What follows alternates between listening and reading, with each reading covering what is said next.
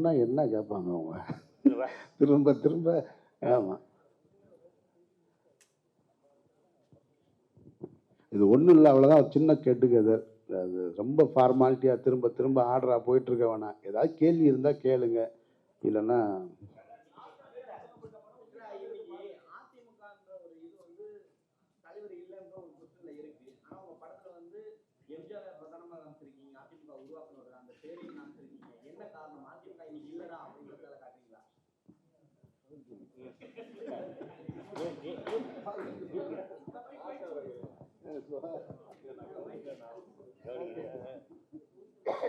சொல்லுங்க. ஆமா,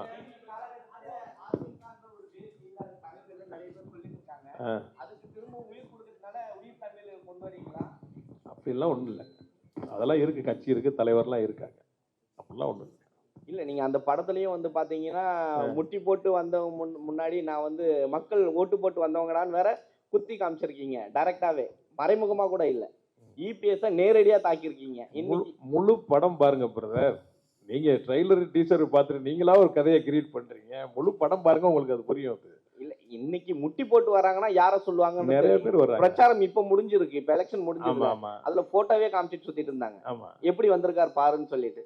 சோ அதை கனெக்ட் பண்ணும்போது உங்க ட்ரெய்லர் கனெக்ட் ஆகுதுல்ல. நிறைய பேர் இருக்காங்க, நீங்க ஃபுட்டேஜ் போய் கூகுள்ல பாருங்களேன். நிறைய பேர் முட்டி போட்டிருக்காங்க, நிறைய பேர் காலில் விழுகுறாங்க. காலில் விழுவாத அரசியல்வாதி யார் இருக்கா? ஏற்கனவே சொன்னது தான் நான் சொல்றேன்.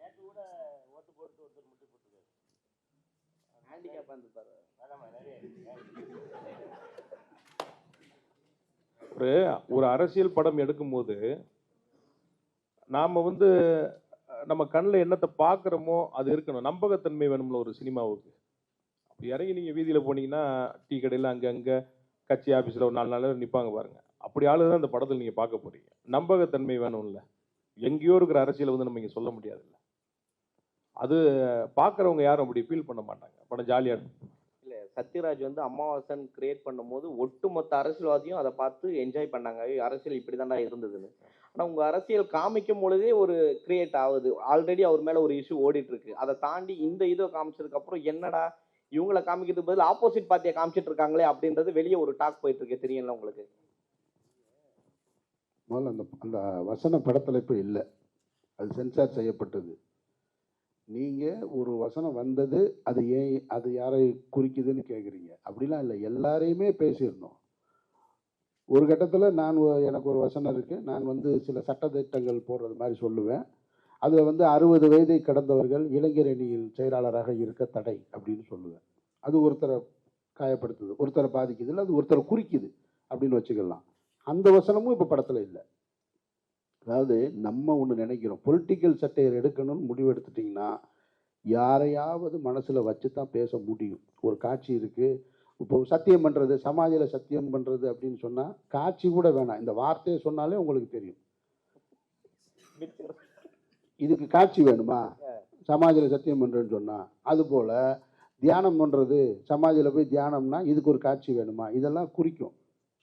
இது அதுதான் நம்ம அரசியலை நம்ம பார்த்துக்கிட்டே இருக்கிறது. அப்போ அதை போல ஒரு வசனம் வச்சா ஒருத்தரை நினைவுபடுத்துமானா கண்டிப்பாக நினைவுபடுத்தும். நினைவுபடுத்தணும், படுத்தினாதான் அது அரசியல் சட்டையர். நினைவுபடுத்தலைன்னா அப்புறம் என்ன இருக்கு?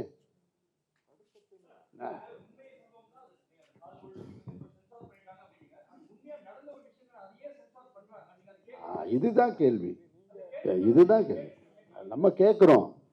நீங்கள் இந்த படத்தில் எம்ஜிஆர் அவர்கள் அப்படின்னா கருப்பு சிவப்பு வெள்ளை அப்படின்னா எம்ஜிஆர் தான். அப்போ இந்த படத்தில் நாங்கள் வந்து எம்ஜிஆர்னு எங்கெல்லாம் பெயர் வருதோ அதில் கருப்பு சிவப்பு வெள்ளையை பயன்படுத்தியிருக்கோம். எம்ஜிஆர் வந்து இன்னைக்கு கட்சி தாண்டி போயிட்டார், உண்மை தானே? கட்சி தாண்டி எல்லாரும் ரசிக்கிற இடத்துல இருக்கிற ஒரு நபராக இருக்கிறாரு. அப்படி இருக்கும் பொழுது ஏன் நான் எம்ஜிஆரை அந்த இடத்துக்கு சொல்கிறேன்னா அதுக்கு நான் விளக்கம் சொல்கிறேன். ஆனால் சென்சாரில் என்ன பண்ணுறாங்கன்னா அந்த கருப்பு சிவப்பு வெள்ளையை எடுத்துருங்கன்றாங்க.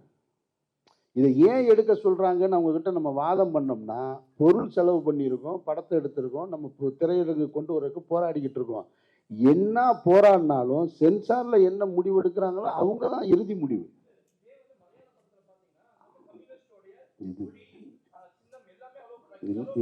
இந்த பத்திரிகையாளர் சந்திப்பிலேயே மிகச் சரியான கேள்வியாக நான் இதை பார்க்குறேன். ஏன்னா ஏன் பொலிட்டிக்கல் சட்டையர் படம் இங்கே வர்றது இல்லைன்னா சென்சார் தான். அதுதான் ப்ராப்ளம். நீங்கள் சொன்ன மலையாள படத்தை நானும் பார்த்துருக்கேன். அந்த மலையாள படத்தின் துவக்கத்திலேயே கண்ணனூர்ன்ற ஏரியாவில் ஒரு கர்ஃப்யூலேருந்து தான் கதை தொடங்கும். கர்ஃப்யூலேருந்து கதை தொடங்கும். கர்ஃப்யூவில் என்ன நடக்கும்னா, ஒரு ஆர்எஸ்எஸ் பிரமுகர் கொல்லப்பட்டிருப்பார், கம்யூனிஸ்டால் கொல்லப்பட்டிருப்பார். இப்படி ஒரு கதையை தொடங்கி எண்டு முடியும் போது மீண்டும் ஒரு கர்ஃப்யூவில் முடியும். அப்படியான அரசியல் படங்களுக்கு அங்கே சென்சார் எளிதாக கிடைக்கப்படுகிறது. காங்கிரஸ்ன்ற வார்த்தை இப்போ இல்லை, 20 வருஷத்துக்கு முன்னாடியே உங்கள் காங்கிரஸ்னால நாங்கள் எவ்வளோ கஷ்டப்பட்டோம் தெரியுமா? ஆமாம், நீங்கள் கம்யூனிஸ்ட் இப்படி சொல்லி தான் நீங்கள் மட்டும் நல்லா இருக்கீங்க. இது போல வசனங்கள்லாம் 20 வருஷத்துக்கு முன்னாடியே நான் மலையாள படங்களில் கேட்டிருக்கேன். நான் இப்போ வரைக்கும் அங்கே இருக்கக்கூடிய அங்கே அரசியலும் அப்படி தான் இருக்குது. அரசியலும் அப்படி தான் இருக்குது. பொது மேடைகள் அப்படி தான் கலந்துக்கிறாங்க. சென்சாரும் எளிதாக கொடுக்கப்படுது. இங்கே மட்டும்தான் எதுவுமே சொல்லக்கூடாது.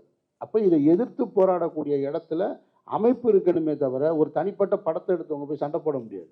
அப்போ அவங்க என்ன சொல்கிறாங்கன்னா, கருப்பு சிவப்பு வெள்ளை எம்ஜிஆர் கலரை எடுத்துருங்கன்றாங்க.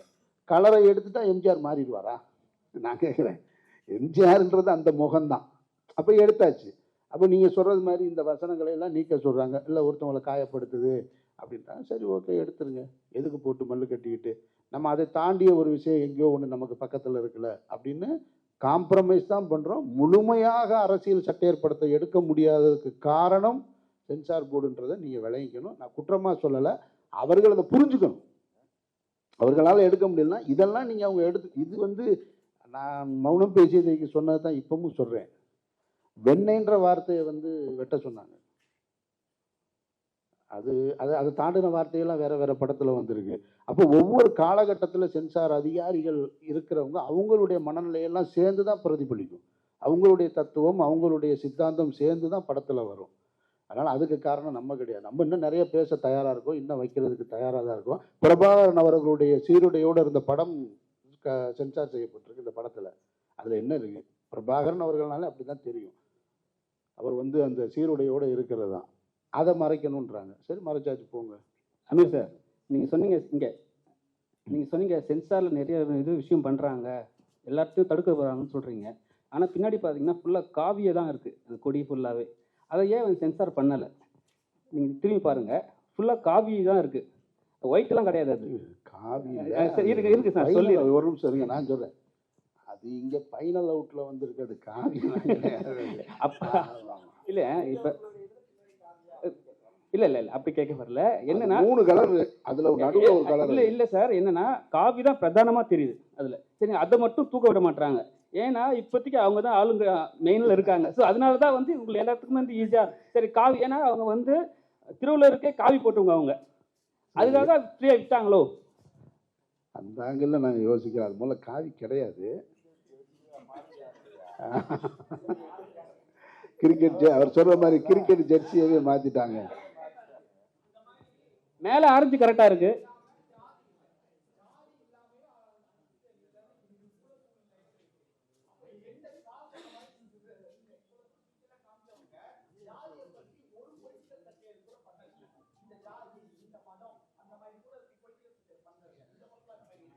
இல்லை அப்படிலாம் பண்ண முடியாது. ஜாதியை வச்செல்லாம் முதல்ல நம்ம ஜாதியை வச்சு அரசியல் செஞ்சிருக்கிறத தான் நம்ம மாமன்னன் பார்த்தோம். அதை பொலிட்டிக்கல் செட்டர் கிண்டல் அடிக்க முடியாது இல்லையா? நான் உங்களுக்கு புரிஞ்சுக்கிறதுக்காக சொல்கிறேன், புரிஞ்சுக்கிறதுக்காக. இது யாரையும் காயப்படுத்துறதுக்குள்ள. நீங்கள் கேட்டதை இப்போ ஒரு வசனம் இருக்குது. இவர் ஒரு காவல்துறை அதிகாரியாக இருக்கார். ரொம்ப நான் ஒரு பொறுப்பில் இருக்கேன், உயர் பொறுப்பில் இருக்கேன், இவரை நான் கேவலப்படுத்தணும்னா எப்படி நான் கோட்டாவில் வந்தியா அப்படின்னு கேட்டால் நீங்கள் கேட்டது அதுதான். புரியுதா உங்களுக்கு? நீ என்ன கோட்டாவில் வந்தவனா அப்படின்னு கேட்டால் இல்லை நான் மேரிட்டுன்னு சொல்கிறாருன்னு வச்சுக்கோங்க. அதுதான் நீங்கள் கேட்குற ஜாதிய அரசியல் இருக்குது. அப்படி நம்ம போய் அந்த மாதிரிலாம் இந்த படத்தில் எதுவுமே இல்லை. அப்படி பண்ணவும் முடியாது. ஏன்னா ஒரு பராசக்தி வந்தது போல் உள்ள காலகட்டம் இப்போ இல்லை. அன்றைக்கு இருந்த விமர்சனங்கள் அதையெல்லாம் சென்சார் செய்யப்பட்டு தணிக்கை செய்யப்பட்டு பொதுவெளிக்கு வந்தது.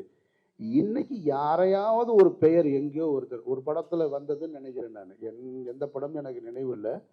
ராக்கெட் ராஜான்ற ஒரு பேர் ஒருத்தர் வச்சிருந்தாரு. உடனே ஒருத்தர் அவர் எங்க கட்சியோட தலைவரை சொல்றாங்க, சிறுத்தையா எங்கள் தலைவர் வச்சுருக்காங்கன்னு சொல்லி அதுக்கு தடை கேட்டாங்க. இப்படி எங்கேயோ ஒன்று வக்கீல் ஒரு இடத்துல நின்று ஒரு இடத்துல ஏதோ தவறு செய்கிறாருன்னா உடனே வக்கீல்கள் சங்கம் அந்த படத்துக்கு தடை கேட்குறாங்க. ரொம்ப மாறிடுச்சு. இப்போ முன்ன மாதிரி இல்லை. தமிழ்நாட்டில் மட்டும்தான் இந்த பிரச்சனை. ஹிந்தியில் இதெல்லாம் இல்லை. ஹிந்தியில் இதெல்லாம் தாண்டி வேற வேற படங்கள் வந்துக்கிட்டு இருக்கு, மலையாளத்தில் வந்துக்கிட்டு இருக்கு. தமிழ்நாடு மட்டும் ஏன் இப்படி இதில் சிக்கி சின்ன பின்னமாக போயிருக்குன்னு இப்போ வரைக்கும் யாருனாலும் விட கண்டுபிடிக்க முடியல. இதை தீர்ப்பதற்கான முயற்சியில் தமிழ் சினிமாவை சார்ந்தவர்களும் இல்லைன்றதான் மறுக்க முடியாத உண்மை. அதன் சார் சார் இப்போ வந்து படம் பண்ணியிருக்கீங்க, தொடர்ச்சியாக வந்து உயிர் தமிழுக்கு மட்டுமே டோட்டலாக அவ்வளோ ப்ரொமோஷன் பண்ணியிருக்கீங்க. அடிக்கடி 2 நாளைக்கு ஒரு வாட்டி ப்ரெஸ் மீட்டு சீமானன் வந்து பார்க்குறாரு. என்ன காரணம்? தேட்டர் உங்களுக்கு கிடைக்கலையா? என்ன உயிர் தமிழுக்கு தமிழ்னாவே பிரச்சனை, அதுக்காக உங்களுக்கு பிரச்சனை கொடுத்துனே இருக்காங்களா? அதெல்லாம் ஒரு பிரச்சனை இல்லை. அதை தான் சொன்னேன். நான் போன ப்ரெஸ் மீட்டில் நான் சொன்னேன் வந்து ஒரு தயாரிப்பாளர் பின்னாடி இருந்து நிறைய சங்கடங்களை கொடுத்துட்டாரு. கடைசி வரைக்கும் சொல்ல மாட்டீங்க ஒரு பேர். இப்போ சொல்கிறேன். வேணாம்மா, வேணாம் வேணாம் வேணாம் வேணாம் வேணாம் வேணாம் கடந்து போயிடுவோம். நம்ம இன்னொரு ப்ரெஸ் மீட்டில் நம்ம டீட்டெயிலாக நம்ம சொல்லலாம்.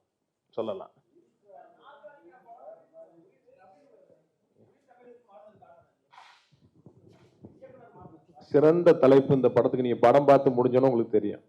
இதுதான் சிறந்த தலைப்பா இருக்கும் இந்த படத்துக்கு. அது சில காரணங்கள் இருக்கு, தயாரிப்புல காரணங்கள் இருக்கு, நிறைய காரணங்கள். இது படம், அதை பத்தி நம்ம பேசுவோம். உயிர் தமிழுக்கு ரூல வந்து ரப்பர் ஸ்டாம்ப் போட்டிருக்கீங்க. அது எதை குறிக்குது? அமீர் வந்து இதுல வந்து ஒரு அரசியல்வாதியா வராரு, அவரை எதிர்த்து நிற்கக்கூடிய அரசியல்வாதியை சொல்லுதா, இல்ல யார் அந்த அரசியல்வாதி? தேர்தல் எலெக்ஷன் சம்பந்தப்பட்ட படங்கிறதுனால அந்த சீல் பிரதானமா அதுல வச்சிருக்கிறோம். இல்ல பெரும்பாலும் அரசியல் வந்து அவர் ஒரு ரப்பர் ஸ்டாம்ப் அப்படின்னு சொல்லுவாங்க. அது எதனா இதுல குறிக்கிறீங்க? அப்படிலாம் நம்ம ஹீரோ ரப்பர் ஸ்டாம்ப்லாம் கிடையாது, கலக்குவார் உள்ள. இல்ல அவரை சொல்லல சார், அந்த மாதிரி யாரையாவது குறிப்பிடுறீங்களா அதுலன்றது? இல்ல ஒரு தேர்தல் படம் அப்படிங்கிறதுனால அந்த ரப்பர் ஸ்டாம்ப் நம்ம ஒரு பிரதானமா இருக்கு. தேர்தல் ஒன்று படத்துல 2 தேர்தல்கள் இருக்கு படத்துல, பாருங்க.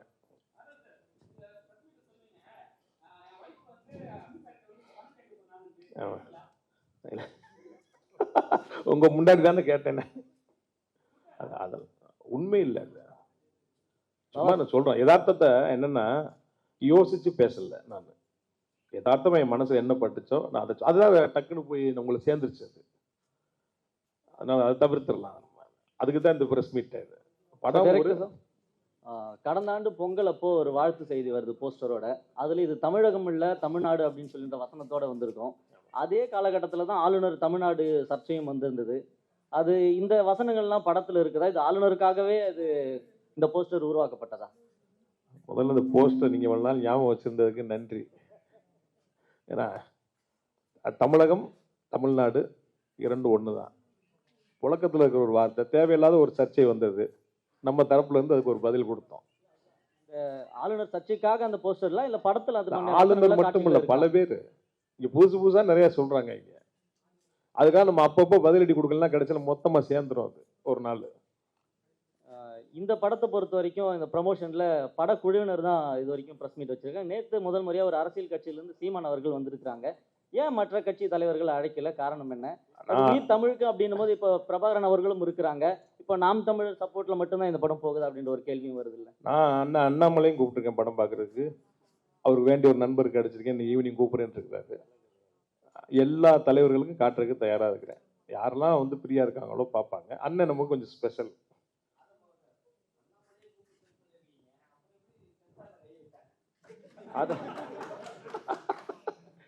சென்சார் பார்த்தீங்கன்னா இப்போ சார் இந்த கேள்விக்கு பதில் சொன்னாங்க.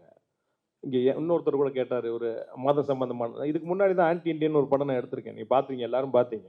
அந்த படம் திரையிறதுக்கே தகுதி இல்லாத படம்னு சொன்னாங்க. கட்டெல்லாம் கொடுக்கல, படமே ரெஃப்யூஸ்ன்றாங்க. வித்தவுட் கட்டு நான் வாங்கிட்டு வந்தேன், ஒரு கட்டு கிடையாது. அதனால சமரசம் பண்ணிக்கிறது இல்லை நம்ம. இந்த படத்தை பொறுத்தவரை அந்த மாதிரி கட்டுகள் கொடுக்கல. அந்த படம் என்னன்னா, அவங்க சொன்ன கட் பண்ணோம்னா படமே 1/2 மணி நேரம் தான் இருந்திருக்கும். ஆன்டி இண்டியன் 1/2 மணி நேரம் இந்தியன் ஆயிருக்கும். இந்த படத்துல அந்த மாதிரி கதையை பாதிக்கிற மாதிரியான கட்டுகள் இல்லை. சுவாரஸ்யமான சில விஷயங்கள் இருந்தது, நம்ம சரி பண்ணிடுறேன். எல்லாத்துக்கும் நான் கோர்ட்டுக்கு போக முடியாது இல்லை. இங்க இருந்து இன்னொரு 6 மாசம் ஆயிரும் போய் கோர்ட்டுக்கு போய் நம்ம போய் வாங்கிட்டு வர்றதுக்கு. அதனால சமரசம் பண்ணிக்கிட்டோம்.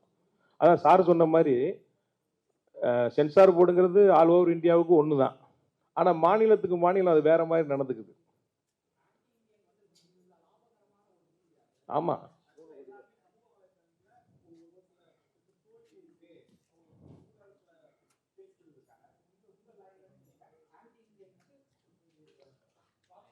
ப்ராஃபிட்டான படம், வெற்றி படம். அது அவர் மேல இருக்கிற விமர்சனத்தினால அப்படி சொல்லுவாங்க.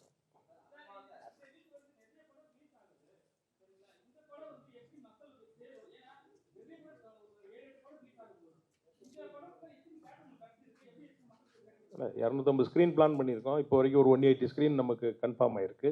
இன்னும் போட்டுட்டு இருக்காங்க. நாளைக்கு தான் அது தெரியும். ஏன்னா ஒரு படம் இப்போ வந்து 2 படம் தான் வருது, 7 8லாம் இல்லை. சின்ன படங்கள் 2 படம் தான் மெயினாக. அதெல்லாம் இல்லை, அதெல்லாம் எல்லா படமும் வரணும். நான் அன்னைக்கு சொன்னேன், நான் எல்லா படமும் வரணும், எல்லா படமும் ஓடணும். அப்போ தான் இண்டஸ்ட்ரி நல்லா இருக்கும்.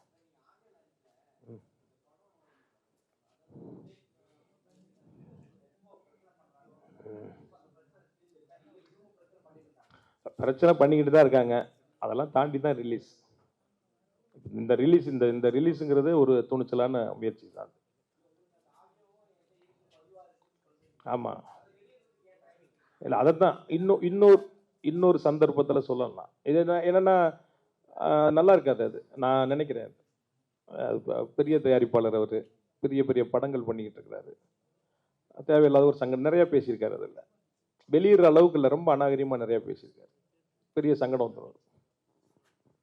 எல்லா பத்திரிக்கையாளரும் கேள்வியை மொத்தமாக எழுதி உங்கள்கிட்ட கொடுத்துருவாங்களா? நீங்கள் 2 பேர் மட்டும் வச்சுக்கோங்க. சும்மா தான் சொல்கிறேன் நான்.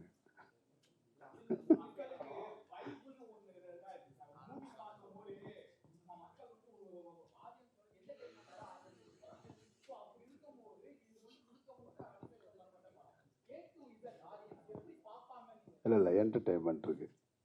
இது வெறும் அரசியல் படம் கிடையாது, பொழுதுபோக்கு இருக்குது. அண்ணாச்சி பண்ணுற காமெடி இருக்குது, கஞ்சா கருப்பு பண்ணுற காமெடி இருக்குது, 2 பாடல் காட்சி இருக்குது, 2 சண்டை காட்சி இருக்குது.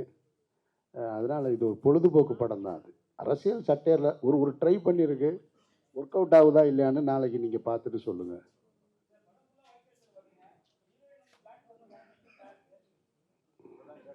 ரெண்டு பேரும் பேசி வச்சோம். நான் உள்ள வந்ததும் எதேச்சியாக கேட்டேன், உங்களுக்கு தெரியுமா அந்த ட்ரெஸ் போட்டு வந்ததுன்னு ஹீரோயினை கேட்டேன். அப்போ கேட்டாங்க, தெரியாது, இன்னைக்கு அமீரனும் பிளாக் ட்ரெஸ் தான் போட்டிருக்காரு, உங்களுக்கு தெரியுமா? இல்லை தெரியாதுன்னு. 2 பேரும் வர்றீங்க, கண்டிப்பாக அதை ஒருத்தங்க கேள்வியை கேட்பாங்கன்னா அதுதான் நீங்கள்.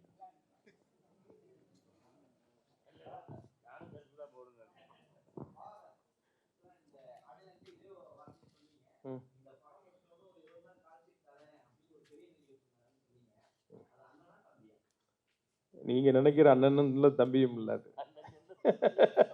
நீங்க சுத்தி சுத்தி எங்க வர்றீங்கன்னு எனக்கு நல்லா தெரியுது. எனக்கு நான் இன்னொரு பிரஸ் மீட்ல சொல்றேன். நான் ரிலீஸ்க்கு அப்புறம் கண்டிப்பா நான் சொல்றேன். நான்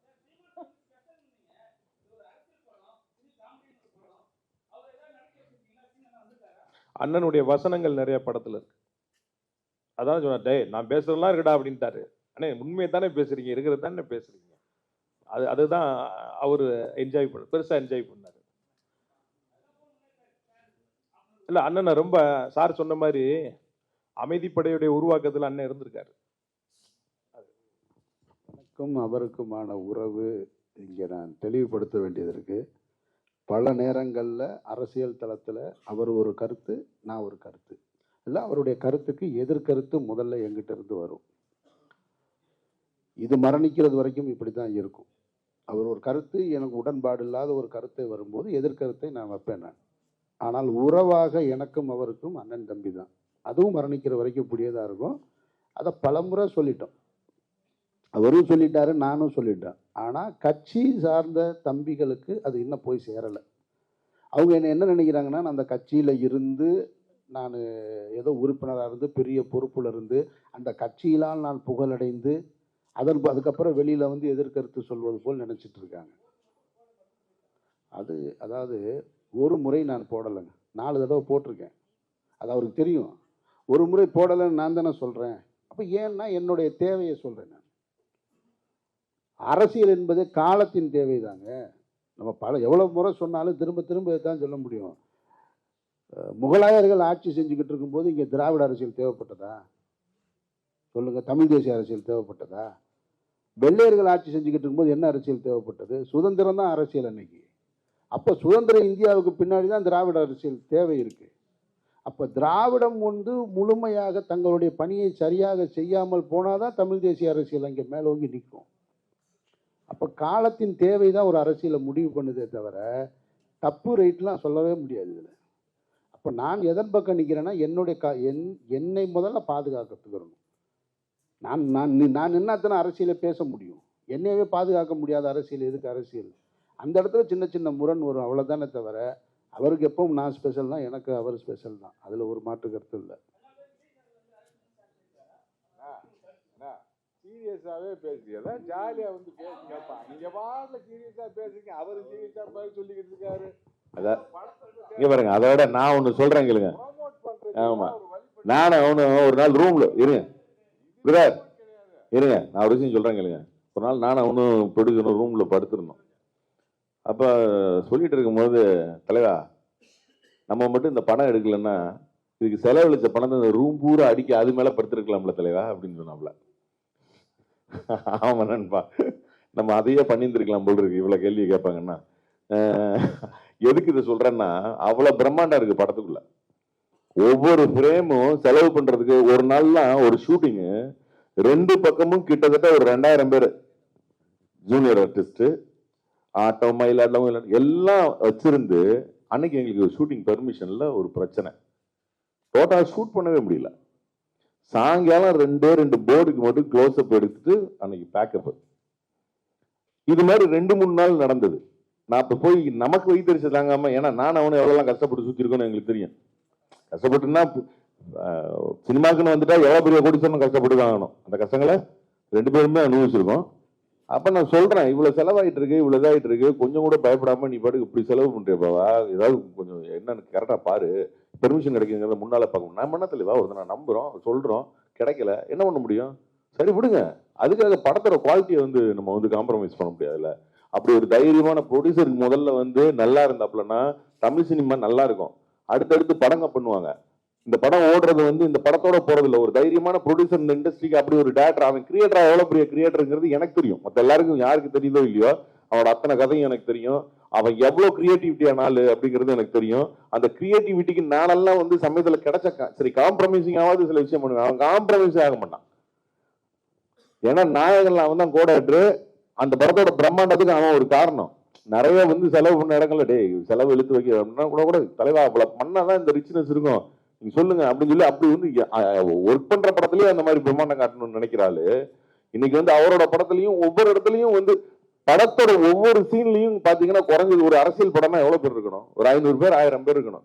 டேரக்டர் ஒவ்வொரு இடத்துலயும் வந்து ஒரு டேரக்டரா காம்ப்ரமைஸ் ஆகாம அவ்வளவு பேரையும் போட்டு எடுக்கணும். அங்க தயாரிப்பாளரும் இருக்கணும், டேரக்டராகவும் இருக்கணும். ரெண்டையும் வந்து காம்ப்ரமைஸ் பண்ணாம இந்த படத்துல ஒர்க் பண்ணிருக்காங்க. அந்த படத்தோட எல்லா பிரம்மாண்டத்தையும் தாண்டி படத்தோட விஷுவலைசிங்ல காமெடி படம் இது. அவ்வளவுதான், செம்மையா ஒர்க் அவுட் ஆயிருக்கும். வெறும் அரசியல்ல மட்டுமே சொல்லிட்டு இருக்கு. அரசியல் வந்து மேம்புக பூசப்பட்ட ஒரு சாயம் தானே தவிர அதுக்குள்ள ஒரு செம்ம லவ் இருக்கு. அந்த லவ் பேஸ் பண்ண அரசியல் தான் அது. வந்து நீங்க படத்தோட விஷுவல் பாத்தீங்கன்னா தெரியும். என்ஜாயபிளான ஒரு படம். ரைட்.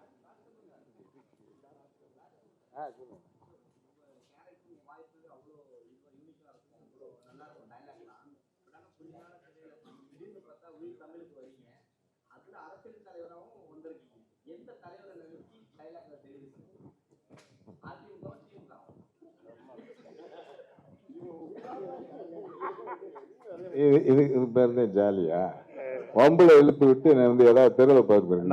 நான் ஒரு இதெல்லாம் அதான்ப்பா நாங்கெல்லாம் ஜாலியா யதார்த்தமான அரசியல்வாதி தான். எவனையும் ஃபாலோ பண்றது கிடையாது. இருந்துச்சு ஒரு காலத்துல இருந்துச்சு, அவர் பெருசு இவர் பெருசு, எவனுமே பெருசு கிடையாது, எவனும் யோகியம் கிடையாது.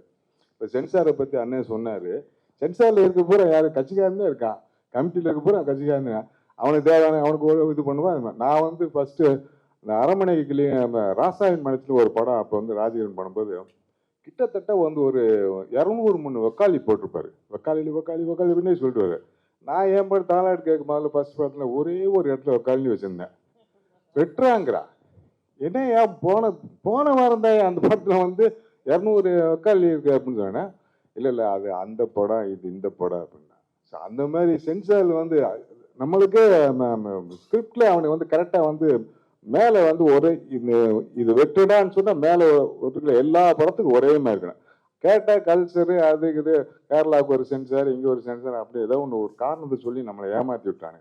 ஸோ அது மாதிரி இந்த அரசியல் வந்து யாரை ஃபாலோ பண்றதுன்னு இல்லை. நம்ம மனசாட்சி நம்ம வந்து என்ன பண்ணுதோ, இப்ப இருக்க அரசியல வந்து நையாண்டி பண்றோம் அது பண்றோம்னா அது பண்ணித்தே ஆகணும். எல்லா பேரும் யோக்கியனே கிடையாதுல்ல, அது சொல்லித்தானே ஆகணும். அவனை வந்து இவன் இப்படி பண்றான். இப்போ சத்யராஜ் சார் வந்து எஸ்டிஎஸ் ஒர்க்கை வந்து பஸ்ல இருந்து தொங்கிட்டு போவார், ஒரு காலத்தை தொங்கிட்டு போவார். அது விஷுவல் பண்ணியிருந்தான் தாய்மாமங்கிற படத்துல. அவ்வளோ அப்ளாப்ஸ். ஏன்டா நீ பெரிய தலைவரா இருந்தால்தான் நீ போய் வந்து பஸ்ல போய் பிடிச்சிட்டு தொங்கிட்டு போலாமா? அந்த அதை சொல்லும் போது வந்து நம்மளுக்கு வந்து அப்ப அதை ரசிச்சோம்ல. இப்போ ஏதோ வேற ஒருத்தர் அதுல போறாரு இதுல போறாரு அப்படின்னு சொன்னாங்க. நடக்கிறத நம்ம சொல்றோம், எடுக்கிறத அவனை எடுத்துட்டு போறான். நம்மளுக்கு என்ன சொல்ல வேண்டிய நம்ம கடமை. நீ வாங்கிக்கிறது வாங்காத உடைய இஷ்டம். அது மாதிரி தான் வந்து நான் இதுல வந்து என்ன யாரை நினைச்சு பண்ணிருக்கேன்னா, நான் என்னைய நினைச்சுதான் பண்ணியிருக்கேன். இப்படி எல்லாம் இருந்தா நான் நல்லா இருந்து வேண்டாம். நானும் என் கேரக்டர் தான் அது. நான் ஒருத்தனை ஃபாலோ பண்ண வேண்டிய அவசியமே கிடையாது. எல்லா பேருமே யோகியனே கிடையாது, எவனும் யோகியம் கிடையாது. அதனால வந்து நான் யோகியனாக இருக்கலாம்னு சொல்லி பார்த்துட்டு நான் நடிச்சுக்கிறது. ஸோ எனக்கு நானே யோகியன். அதனால வந்து யாரையும் ஃபாலோ பண்ணல. இவரை ஃபாலோ பண்ணல. இவர் வந்து ஜெனரலா வந்து எம்ஜிஆர் கேட்டாரு, எம்ஜிஆரை வந்து நீங்க வந்து முன்னிலைப்படுத்தி ஏடிஎம்கே அப்படின்னா அதெல்லாம் கிடையாது. எம்ஜிஆருங்கிறது நம்மளுக்கு புது ஒரு நடிகனாத்தை நம்ம பார்த்தோம். அவரை ரசிகனா வாழ்ந்துருக்கோம். அவரை வச்சு நிறைய பேர் பொழப்பு நடத்துறானுங்க, அது வேற பிரச்சனை. ஒரு ரசிகனா வந்து ஒரு தொண்டனா வந்து வந்தாரு அப்படிங்கிறத வந்து அந்த தொண்டன்ல வந்து இவரை வந்து எப்படி படிப்படியா நம்ம வளர்த்தணும் அப்படிங்கிறது இந்த படத்தோட கேரக்டர்ஸ். அதுல வந்து பியூட்டிஃபுல்லா வந்து அவங்க பண்ணிருக்கிறது லவ் தான். யாரையும் காயப்படுத்தல, யாரையும் குத்தியும் பேசல. அங்கங்க தெளிச்சிட்டு போயிருப்பாங்க. அது வந்து டைலாக் வந்து அது வந்து ரசனையா இருக்கும். இதுல சொல்லப்பட வேண்டிய ஒரு அருமையான காதல் கதை சொல்லியிருக்காங்க பொலிட்டிக்கல் பேஜ்ல. ஸோ அதனால வந்து நீங்களெல்லாம் இப்ப எல்லாம் அவங்களை எதுக்கு கூப்பிட்டு இருக்கிறது? நாங்க பணம் அந்த பணம் இதெல்லாம் போஸ்ட் ஈஸ்ட் பெரிய பேனர்லாம் கிடையாது. நீங்களே இதை ப்ரொமோட் பண்ணி வெளியே கொண்டு வந்தேன். எதுக்கு ஒரு தடவை 4 தடவை உங்களை கூப்பிட்டு உட்கார வச்சிருக்காரு ஆதாம்? தேவையாது. ஒரு தடவை சொன்னா பார்த்தால 4 தடவை கூப்பிட்டு வந்து உங்களை மீட்டிங் போட்டு வச்சிருக்காருல. நீங்களே இதை கொண்டு வந்து சின்ன படத்தை பெருசாக்கணும். இதை வந்து காயப்படுத்தாம நீங்க வந்து பெருசு பண்ணி நீங்க வந்து அழகா ஒரு ப்ரொமோட் பண்ணி ஒரு தடவை படம் பாருங்க. உங்களால் இயன்ற அளவுக்கு எவ்வளவு ப்ரொமோட் பண்ணும்போது இந்த படத்தை வந்து மேல வைக்கி வெற்றி அடை செஞ்சா ஒரு ப்ரொடியூசராகவும் ஒரு டைரக்டராகவும் பெருசா வர்றதுக்கு வந்து வாய்ப்பு இருக்கு. எங்களுக்கு ஒரு 4-5 படங்கள் வரும். இதை பார்த்துட்டு நாங்கெல்லாம் நல்லா தான் நடிச்சிருக்கோம். நீங்க பாருங்க, என்ஜாய் பண்ணிருக்கேன். நன்றி.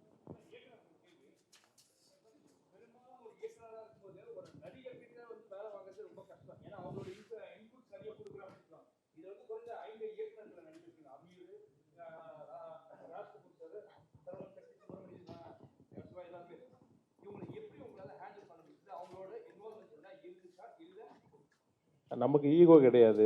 ரெண்டாவது, இந்த படத்தில் இருக்க நடிகர்கள் பூரா புத்திசாலி நடிகர்கள், புத்திசாலி இயக்குனர்கள். படம் நல்லா இருக்கணும்னா அந்த இன்புட்ஸ் நம்ம எடுத்துக்கணும். இல்லை, அது எங்கள்கிட்ட இருந்தது. இப்போ ராஜ்கபூர் சார் பாருங்க, இவ்வளோ நேரமாக 2 நடிகரை உட்காந்துருந்தாங்க. அவங்க 2 பேரும் நம்ம நடிகர் இந்த படத்தை நடிச்சிருக்கோம்ட்டு. அப்படியே டப்புக்குன்னு அவங்க 2 டேரக்டர் வெளியே வராங்க பாருங்க டக்குன்னு. அதான் அந்த டேரக்டர் வெளியே வந்தோன்னு இது எவ்வளோ ஆரோக்கியமா இருக்கு பாருங்க. முதல்ல அப்படி நடிகரா பேசும்போது அப்படியே என்ன அப்படி யோசிச்சுட்டே இருக்காங்க, உள்ள டப்புன்னு வெளியே வந்தாங்க பாத்தீங்களா 2 பேரும். இதுல ராஜ்கபூர் சாரோட டைலாக்ல நிறைய கட்டு விழுந்திருக்கு. ஏன்னா சார் வந்து சொல்ற டைலாக் யோசிக்காம பேசிடுவாங்க. மற்ற நடிகர்லாம் ஏங்க அதை பேசினா அவர் கோச்சுக்குருவாருங்க இவர் கோச்சுக்குருவாங்கன்னு கேட்பாங்க. அது மாதிரி எதுவுமே கேட்கல. என்ன தலைவா டைலாக்கு அப்படியா, அது 2 சேர்த்துக்கலாமா பாரு. ஏன்னா அது படத்துல ஒர்க் அவுட் ஆயிருக்கு. நீங்க படம் பார்க்கும்போது தெரிஞ்சுக்குவீங்க. என்னன்னா இந்த பிரஸ் மீட்டே எதுக்குன்னா, ஒரு 15 நாளைக்கு முன்னாடி ப்ரொமோஷன் ஸ்டார்ட் பண்ணியிருக்கணும். நான் பேசிக்கிட்டு இருந்தேன். அமீர் சார் வந்து இப்போ தான் லேட்டராக 4ஆம் தேதி தான் வந்தாங்க. 3-4 நாளில் நம்மளால் நிறைய சேனல்ஸுக்கு இன்டர்வியூ கொடுக்க முடியல. அதனால மொத்தமாக எல்லாரையும் ஒரு இடத்துல அசம்பிள் பண்ணி குரூப்பாக உட்காந்து பேசிடலாங்கிறக்காக தான் இந்த ப்ரெஸ் மீட் நம்ம அரேஞ்ச் பண்ணோம். அதனால தான் எடுத்தோன்னே கேள்வி பதில் நம்ம போனோம். நம்ம எல்லா சேனலுக்கும் தனித்தனியாக கொடுக்கலன்னு ஒரு வருத்தம் வரக்கூடாது. ரெண்டாவது, சார் சொன்ன மாதிரி போய் சேரணும். ஒரு 6 நாள் மிக குறைவான ஒரு 5 நாளில் கொண்டு போய் படத்தை கொண்டு போய் ரீச் பண்ணணும். பணம் இல்லை என்கிட்ட செலவு பண்ணுறதுக்கு. வேற ஏரியாவில் செலவு பண்ண முடியல. உங்கள் மூலமாக கொண்டு போய் படத்தை சேர்க்கணும். அதனால தான் மறுபடியும் ஒரு ப்ரெஸ் மீட். அமீர் சார் எதுக்கு நீ கூப்பிட்டாங்கன்னே தெரியல அப்படின்ட்டாங்க. பாருங்க, நைட்டு ஷூட்டிங்கு வந்து அதிகாலையில் பேக்கப் பண்ணலாம், இன்டர்வியூ கொடுக்குறதுக்கு அதிகாலையில் பேக்கப் ஆகிட்டு இருக்காரு. இப்போ 3 நாளாக நிறைய பேருக்கு கஷ்டம். அதில் 1:30 மணி 2 மணி 3 மணி ஆகுது இன்டர்வியூ கொடுக்குறதுக்கு. அதனால தான் இந்த ப்ரெஸ் மீட். அதில் நிறைவாக மற்ற சேனல்காரங்க ஏதாவது கேள்வி கேட்கணும்னா கேட்கலாம். தனிப்பட்ட முறை நம்ம உட்காந்து இன்டர்வியூ கொடுக்கறனால 2-3 ரூம் இருக்குது, நம்ம இங்கே கொடுக்கலாம். அதுக்காக தான் இந்த ஏற்பாடு.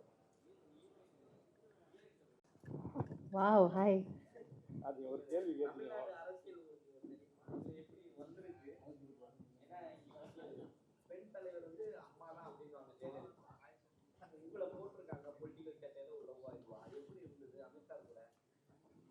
First of all thank you. எனக்கு பொலிட்டிக்ஸில் இன்ட்ரெஸ்ட் இல்லை ரியல் லைஃப்பில். நீங்கள் சொன்ன மாதிரி வேர்ல்ட் ஃபேமஸாக ஒரு ஃபீமேல் பொலிட்டிஷியன் தான் இங்கே சென்னையிலேருந்து தமிழ்நாடு நமக்கு ஒரு இமேஜ் இருக்குது. அது மாதிரி எனக்கு பண்ண முடியல, யாருக்கும் பண்ண முடியாதான்னு நான் நினைக்கிறேன். இந்த மூவியில் பண்ணது டிரெக்டரும் ஸ்கிரிப்டோட விஷன் மாதிரி தான் பண்ணியிருக்கு. ஸோ அதில் வேறு யாருக்கு ஏதாவது தோணுச்சுன்னா அது எனக்கு அதை பற்றி எதுவும் சொல்ல முடியாது. எதுக்குன்னா அது மாதிரி எனக்கு பண்ண முடியாது. இல்லை இல்லை இல்லை காலையில் நாங்கள் ஒரு எஃப்எம்முக்கு போயிருந்தோம், அலை எஃப்எம்முக்கு. அப்போ வந்து இந்த நாங்கள் போஸ்டர் ப்ரொமோஷன்லாம் பார்த்தோம், ஜீப்பில் இருந்து ஓட்டெலாம் கேட்குறீங்க. உங்களை பார்க்கும்போது ஒரு தலைவி ஞாபகம் வருது எங்களுக்கு. அரசியல் மேடைகள் உங்களை பார்க்கலாமான்ட்டு. ஆமாம், பதறிட்டாங்க. அண்ணாச்சி நம்பிக்கல. அப்போ நான் சொன்னேன், நான் சந்து பொந்தெல்லாம் போய் ஓட்டு கேட்டிருக்காங்க. தேனியில் போனீங்கன்னா இப்போ உங்களை தெரியும், நின்றா ஜெயிச்சிருவாங்க எம்எல்ஏக்கு. அவ்வளோ தூரம் எல்லா சந்து பொந்தெல்லாம் கூட்டிகிட்டு போயிருக்கோம் ஓட்டு கேட்டு. இந்த படம் வந்து அதான் நான் ஏற்கனவே சொன்ன மாதிரி ஒரு ஸ்பேஸ், ஈக்குவல் ஸ்பேஸ் இருக்குது அமீர் சாரோட. அவங்களுக்கு இவங்க விடலைன்னாலும் வேணாம்னாலும் கூப்பிடுவாங்க. அவங்களுக்கு கூட்டிகிட்டு போனால் 10 ஓட்டு வாங்கலாங்கிறது அரசியல்வாதிக்கு தோணும்ல. காலம் தான் அதுக்கு பதில் சொல்லும். இந்த மூவியில் என்னோட கேரக்டர் ஆக்சுவலி பை எஜுகேஷன் ஒரு அனிமல் டாக்டர், வெட்டினரியன். ஸோ நான் லைஃப்ல அது பண்ண மாட்டேன். எதுக்குன்னா I already finish my studies. So அது மாதிரி ஒரு மூவிஸ்லும் டிஃப்ரெண்டான கேரக்டர்ஸ் பண்ணது எனக்கு நான் சொல்கிறேன், நம்பாதீங்க. உங்களுக்கு தெரியும், இதே மாதிரி இதுக்கு முன்னாடி நம்ம தமிழ் சினிமாவில் நடித்த நடிகைகள் பிரபலமானவங்கள கேட்டிருப்பீங்க, அரசியலுக்கு வர்றீங்களான்னு. வரமாட்டேன்னு சொல்லிட்டு கடைசியில் போய் சேர்ந்துருப்பாங்கல்ல. அந்த வரிசையில் எங்கிட்ட ஏதாவது கோபம் இருக்கா? வரக்கூடாதுன்னு இருக்கா? அந்த வரிசையில் வருவாங்கன்னு நான் நம்புகிறேன். அவங்க ஆசைக்கு வரமாட்டேன்னு இப்போ சொல்லிட்டு இருக்காங்க. எனக்கு ஆக்சுவலி ஓட்டர்ஸ் ஐடி இல்லை, இந்தியன் சிட்டிசன் தான். இது வரைக்கும் ஓட்டர்ஸ் ஐடி எடுக்கல. நான் இதுவரையும் லைஃப்பில் ஓட் பண்ணல. ஓகேவா? ரொம்ப நல்ல விஷயம். ஆமாம், உங்க தேசபக்தி வெளியே தெரியுது.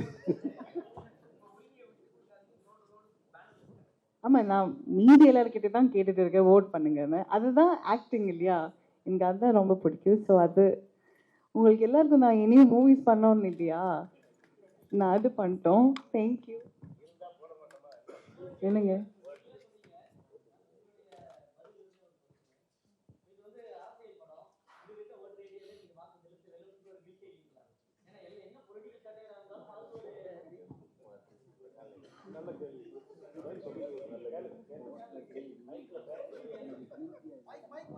இல்லையே, எனக்கு வெட்டினரியனோட டிகிரியே இல்லை. ஆனாலும் நான் இந்த மூவியில் ஒரு பசுக்கு ட்ரீட்மெண்ட்டும் கொடுத்துருக்கேன்.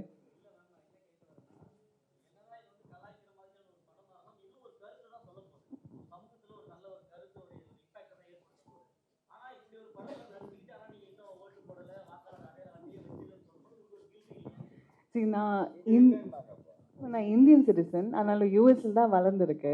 அதனால தான் எனக்கு ஓட்டர்ஸ் ஐடி இல்லை. நீங்கள் நான் ஃபர்ஸ்ட் சொன்ன பதில் மட்டும் எடுத்துட்டு கட் பண்ணி வேற ஹெட்லைன் போட்டு போடாதீங்க. அப்போ ஏன் என்ன வச்சு போடாதீங்க? யூஎஸ்ல இருந்தது, இனிமேல் தான் ஓட்டர்ஸ் ஐடி எடுக்கணும். அதுக்கப்புறம் ஆனாலும் எனக்கு அவ்வளோ அதை பற்றி தெரியல. So I have to learn.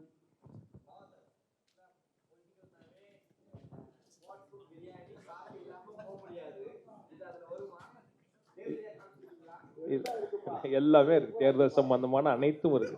தேர்தல் அதான் அந்த நம்ம குரு ஒரு பாட்டு பாடினார் பார்த்தீங்களா, அந்த பாடல் நீங்க கேட்டீங்கன்னா தெரியும். தேர்தலில் என்னென்ன தில்லு முள்ளு இருக்குதோ முடிஞ்ச அளவுக்கு காட்சிப்படுத்தி இருக்கோம்.